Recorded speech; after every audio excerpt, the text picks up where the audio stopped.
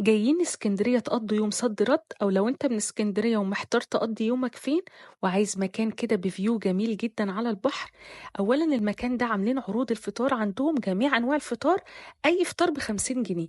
بالنسبة بقى لوجبات الغداء، عندهم أطباق كتيرة جدا جدا ومشبعة. من أهم الوجبات هناك وجبة الفاهيتا، لأن هي بجد هناك مشبعة جدا وكمياتها كتيرة، سواء البيف أو التشيكن بتبقى تحفة جدا. بتبقى عبارة عن إيه بقى؟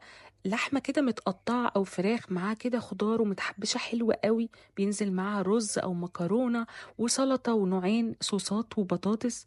ولو بتحب بقى التشيكن، فالكوردن بلو بيتعمل هناك بطريقة حلوة قوي، سواء التسوية أو الحشو هيعجبك جدا. أما بقى لو ليك في البيف، أرشح لك الجاك فليت. فبجد يا جماعة هناك الخدمة ممتازة، الأوردر بينزل بسرعة. المكان ده بابلو كافيه، موجود بفرعين في اسكندرية. أنا بصور دلوقتي في فرع اللي قدام كوبري ستانلي. بجد الفيو خطير، المكان مش ناسي ولا تفصيلة، يعني هتقدر تقضي يومك كله. المكان حلو قوي قوي وأسعاره جميلة جدا وأقل خدمة وضريبة.